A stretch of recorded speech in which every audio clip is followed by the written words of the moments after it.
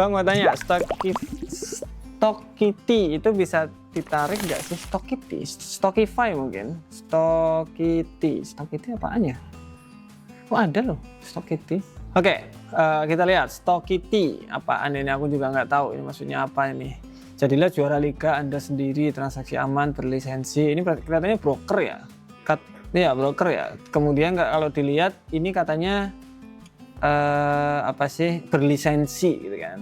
Wah ngeri, berlisensi kan. Kita lihat lisensinya kalau gitu. Harusnya kayak gitu. Mereka ngasih sesuatu ya kita cek. Lisensi biasanya ada di sebelah bawah. Kalau nggak ada sebelah bawah bisa di sebelah kanan pojok. Nah ini adalah lisensinya. Lisensinya di sini nggak ada, tapi di sini ada nomor registrasi dari Vanuatu. Apaan itu? Kita copy aja. Kemudian masuk ke ChatGPT atau AI yang lain.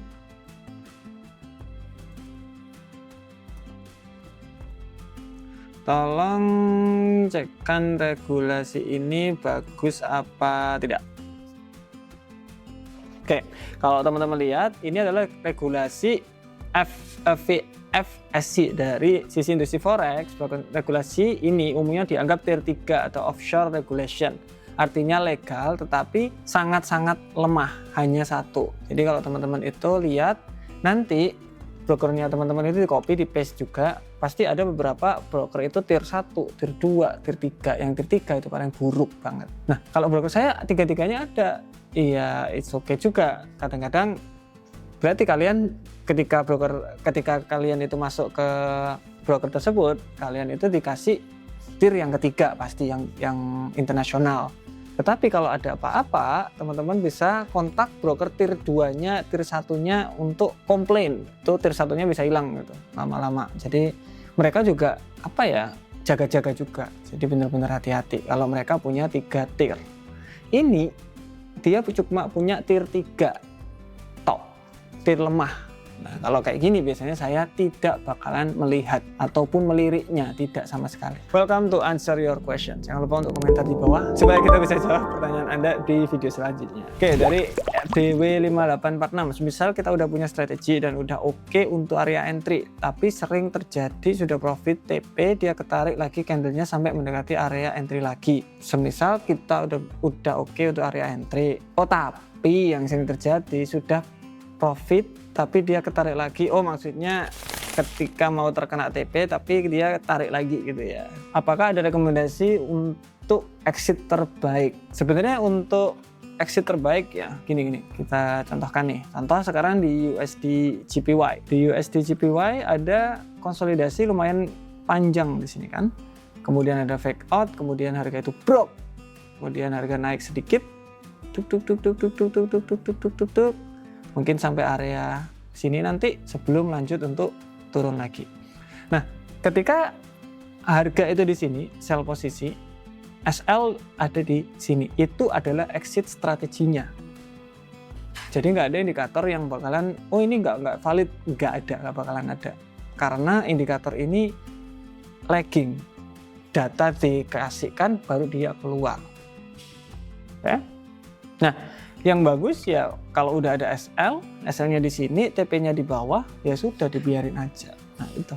Nanti teman-teman bisa tahu, oke, berarti resiko saya segini, reward saya segini kalau ini untung. Oke, dari Andrianto.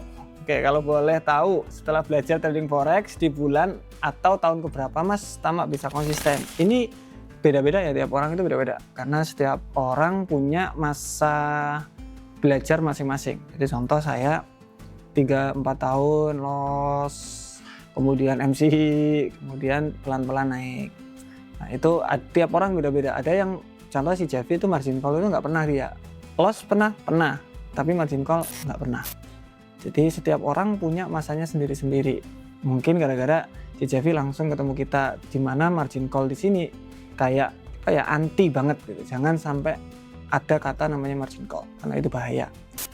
Tuh mungkin. Nah, jadi kalau dibilang berapa lama, kita nggak bisa bilang ada yang 1 bulan, 1 tahun, 2 tahun, 5 tahun, tergantung seniat apakah diri Bapak untuk bisa konsisten, bukan untuk mendapatkan keuntungan yang gede, tapi seniat apa untuk bisa konsisten. Itu penting.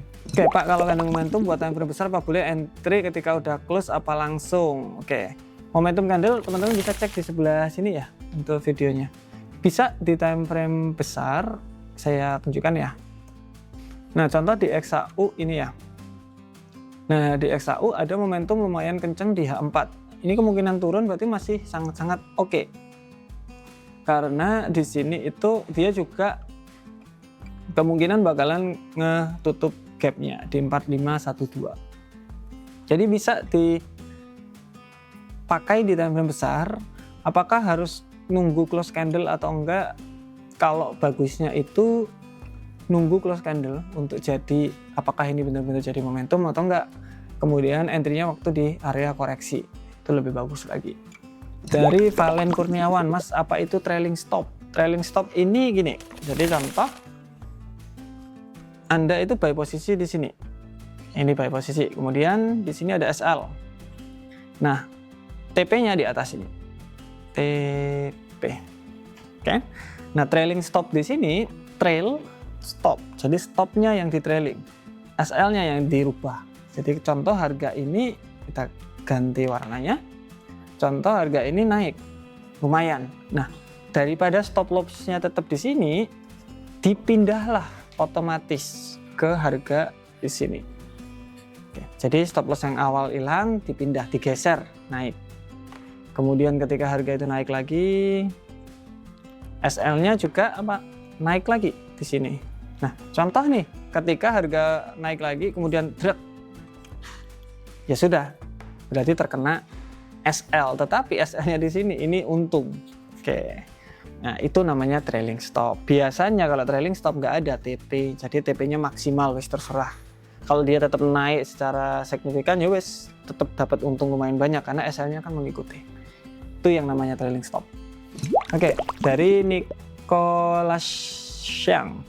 Apakah crypto spot harus backtest? Kan kita mau trading kan banyak koin. Oke, maksudnya itu di backtest setiap koin gitu ya? Iya enggak? Sebenarnya backtest di sini hanya untuk melihat apakah technical analysis kita itu oke. Kalau teman-teman lihat, ada dua cara pendekatan untuk kita memprediksi market. Yang pertama itu technical, gitu kan, analysis, dan juga fundamental analysis. Nah, yang di technical analysis ini yang kita pelajari dan kita bisa backtest. Bagus apa enggak, strateginya oke apa enggak, itu bisa pakai technical analysis. Pakai momentum, pakai apa-apalah. Itu bisa di backtest. Kalau dari strateginya oke, ya udah pakai, nggak apa-apa, fundamental technical. Kemudian ini yang lebih menarik, yaitu fundamental analysis.